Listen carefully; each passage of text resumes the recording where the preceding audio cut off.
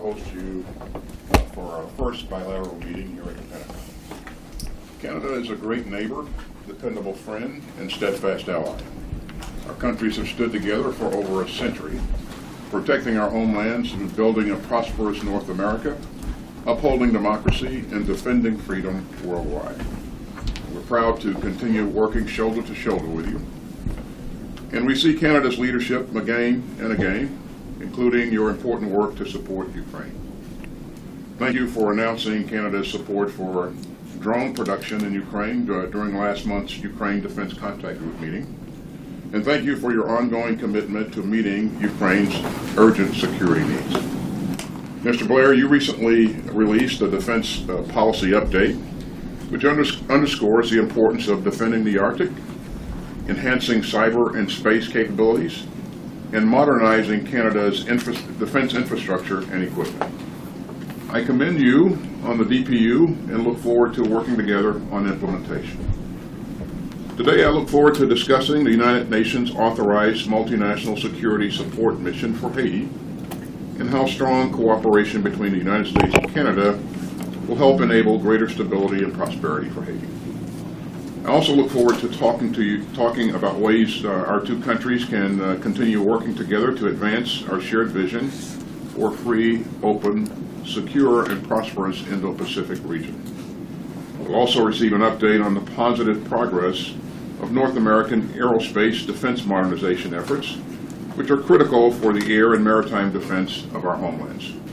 And finally, as we work to promote global stability, I'm encouraged to discuss ways to address the continued Houthi attacks on military vessels and commercial shipping in the Red Sea.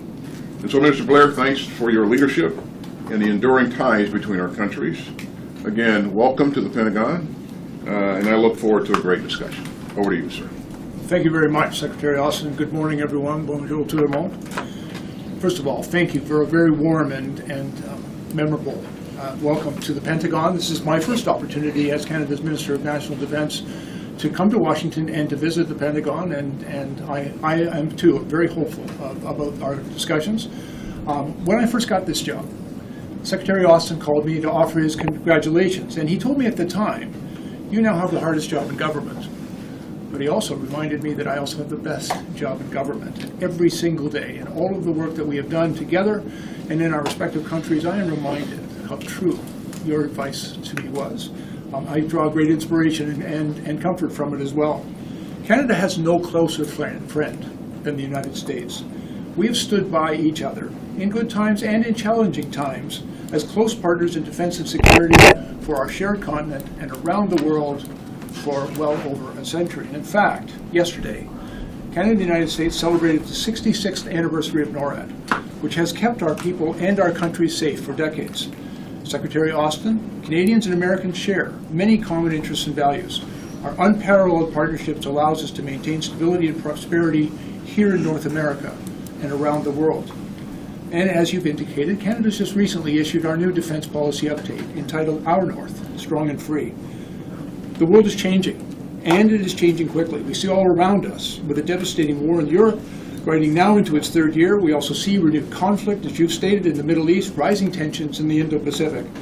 And these new threats require all of us, and of course Canada, to respond. And that's exactly what we are endeavoring to do with our new policy update that we announced, Our North, Strong and Free, but also in some of the very significant investments that we need to make. In our policy, we're investing in new capabilities and equipment to enhance our Arctic security and, in turn, to do our part to support our collective efforts to ensure North American security. These are investments, I believe, are a clear step forward in reaching the NATO target of 2%. And these investments are going to build upon announced NORAD modernization plan, which invests significantly to modernize NORAD, our largest investment in a generation. And through this investment, I believe that we will be able to deepen our commitment to the extraordinary defense partnership that Canada and the United States share, a relationship unlike any other in the world. Because in this age of disruption and disorder, we need to work seamlessly, in close collaboration, partnership, and friendship with the United States. We are also celebrating this year the 75th anniversary of NATO, and I am particularly looking forward to returning to Washington in July for the NATO summit and the work that we will be doing to strengthen that partnership. And for our part, Canada's commitment to the alliance remains steadfast. We're growing our presence in Latvia. We are building up to a Canadian-led multinational brigade.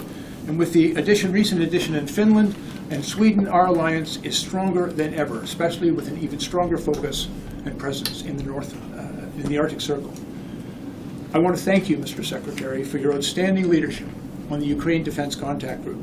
It has brought our countries together to urgently provide Ukraine with the tools that it needs. I also want to thank you for your particular support in enabling Canada to more quickly provide the munitions and military capability that Ukraine requires. Thank you for your partnership with Canada, and I'm very much looking forward to today's discussion. Thank you, Mr. Secretary. Well, Mr. Blair, thanks a lot for making the trip to visit with us. We're delighted to have you here in the Pentagon. Look forward to a great discussion. So with that, thanks, everybody.